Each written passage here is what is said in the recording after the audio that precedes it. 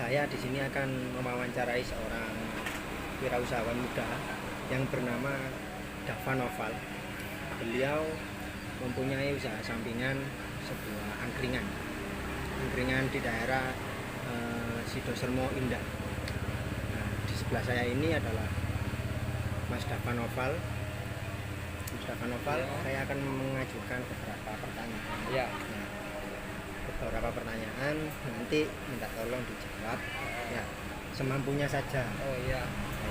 Yang pertama, menurut Anda apakah profesi seorang wirausahawan itu apa ya? Profesi seorang wirausahawan itu baik atau buruk?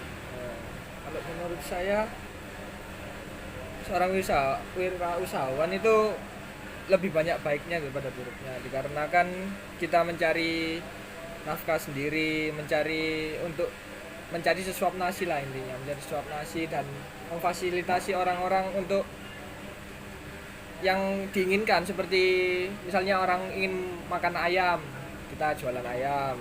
Terus kita orang ingin cari tempat tongkrongan, kita bukakan tempat tongkrongan, seperti itu kurang lebih. Kira-kira apa angkringan punyanya Mas Dava ini apa saja yang dijual di angkringan? Kalau di angkringan saya sih jelasnya yang pertama, angkringan kan tempat tongkrongan. Yang saya jual itu seperti minuman-minuman asal Jogja, khasnya Jogja, sate-satean. Terus ada juga makanan itu bebek sama ayam, seperti itu, sama gorengan-gorengan atau cemilan-cemilan ringan lah. Oh, intinya jadi angkringan ini khas Jogja, ya. Kayak kopi jos ya, gitu, kayak wedang owo ya.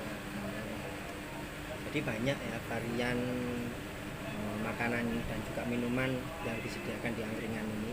Nama angkringannya apa, Mas? Angkringannya namanya angkringan Jinem Ya, di daerah Jalan Sidosermo.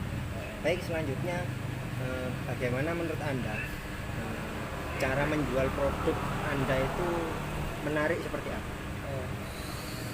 Menurut saya, kalau saya ini angkringan konsepnya saya lebih ke Jogja, lebih ke tradisi orang lama lah. Jadi kayak zaman dulu. Jadi kenapa kok saya buka angkringan, karena unik dari yang saya analisis di Surabaya itu, anak-anak mudanya lebih suka ke kafe, ke coffee shop seperti itu. Jadi saya ingin bikin yang unik, makanya saya setting ke tempo dulu lah, seperti itu. Gitu ya. Di tempo dulu sesuai khasnya Jogja, tradisional. Kemudian kira-kira ya pembeli yang banyak datang ke sini itu kan bermacam-macam tentunya ya. Kalau menurut Anda bagaimana cara Anda menarik seorang pembeli itu seperti apa? Yang pertama, kita lebih banyak promosi lah.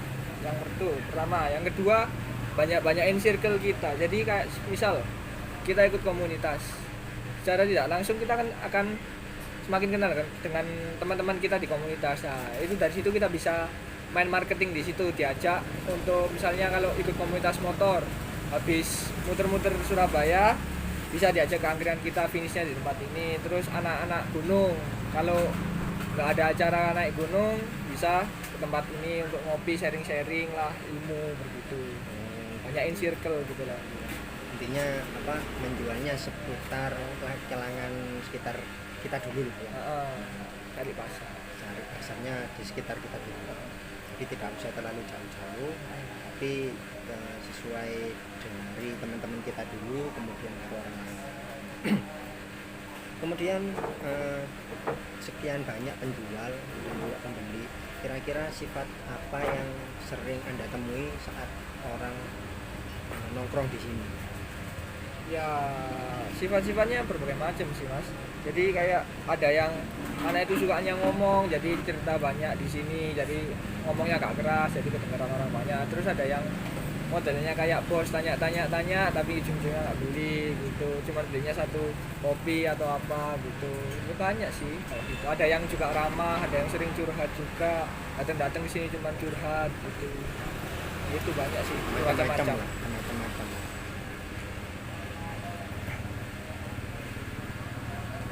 Kemudian